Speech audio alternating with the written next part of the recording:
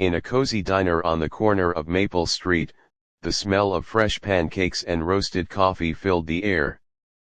It was just another busy Saturday morning, the kind where waitresses barely had time to breathe. Among them was Emily Carter, 27, a kind-hearted waitress with tired eyes and a smile that never faded. She'd been working double shifts for weeks to pay for her younger brother's college tuition. But today, something unusual was about to happen. Soft piano music builds. Scene 2: the quiet table in the corner. Narrator: as Emily balanced a tray of coffee mugs, her attention fell on a table in the corner. A young boy, around 9, sat quietly, poking his pancakes without eating. Across from him was a man in a perfectly tailored suit, his father, clearly busy typing on a phone. The boy's face was pale. His hands trembled slightly as he reached for the syrup. Emily softly, smiling, "Hey there, sweetheart, not a fan of pancakes today?" Boy: weak smile, "My stomach, kinda hurts." Father: without looking up, "He's fine. Just a little tired from the flight." But Emily noticed the way the boy winced, the way he pressed a hand to his right side. Something wasn't right. Scene 3: the gut feeling. Narrator: Emily had seen that look before. Her brother had once collapsed from appendicitis. The same pale skin. The same silent pain. Her heart raced. Should she say something? After all, he was clearly from a wealthy family. The man looked untouchable. But Emily couldn't ignore her gut. SFX, heartbeat sound, rising tension. Emily: sir, I don't mean to intrude, but your son doesn't look well. Maybe you should get him checked. Father: coldly, I appreciate your concern, miss, but he's fine. We have a doctor on call. Emily: firm, but kind, I really think it's more serious than that. The father sighed, irritated. Look, you're a waitress. Just bring the check. Emily hesitated. Her hands shook. But as she turned, she saw the boy suddenly clutch his stomach and fall forward, face pale as paper. Scene 4: the panic. SFX, chairs scraping, people gasping. Narrator: in seconds, Emily dropped her tray and ran to the boy's side. The diner erupted in chaos.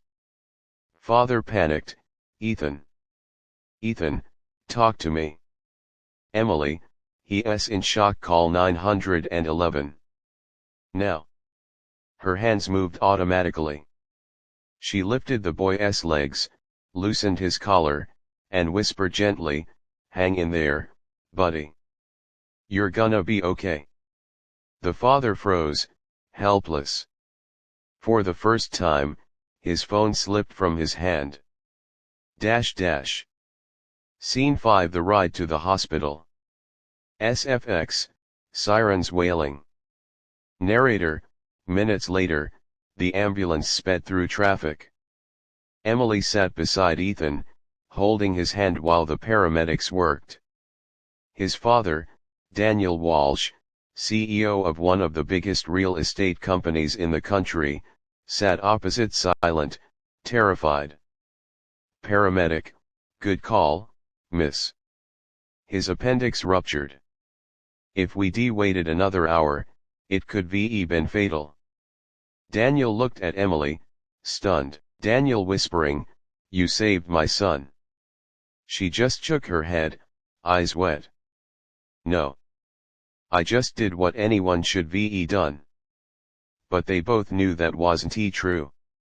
Everyone else had ignored the signs. Scene 6: the hospital room. Soft hospital ambience. Narrator: hours later, Ethan lay sleeping peacefully. The worst was over. Daniel sat beside Emily in the waiting room, the same man who had once dismissed her as just a waitress. Daniel quietly, I can't believe I almost lost him. I was so busy. So blind. Emily, parents have a lot on their plate. But sometimes, the small things tell big stories. He looked at her, really looked for the first time.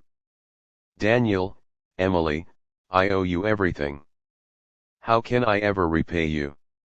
She smiled, shaking her head. Just be there for him. That's all he needs. Scene 7. 2 weeks later. SFX, diner doorbell chime. Narrator, the bell above the door jingled again. Emily turned, expecting another customer. Instead, Ethan ran in, a bright grin on his face, a bandage peeking from under his shirt. Ethan, Emily. He hugged her tight. Daniel followed behind, holding a small envelope. Daniel, I know you don't want anything, but please, this isn't payment. It's a thank you. She opened it and gasped. Inside was a check and a letter. Soft music rises.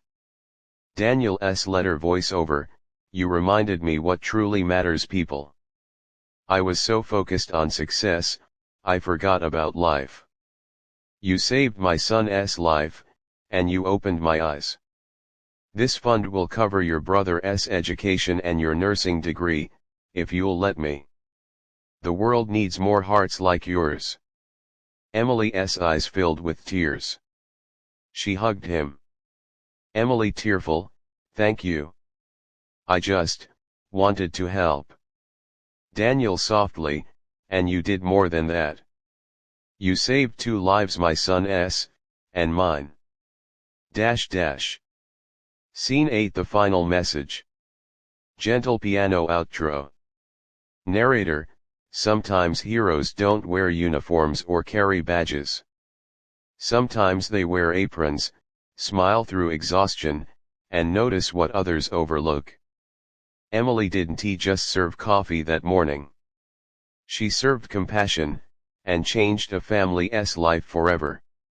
Music swells, fading into quiet hopefulness. Headphone closing line for narration, in a world that's always rushing, sometimes kindness is the only thing that makes us stop and truly see.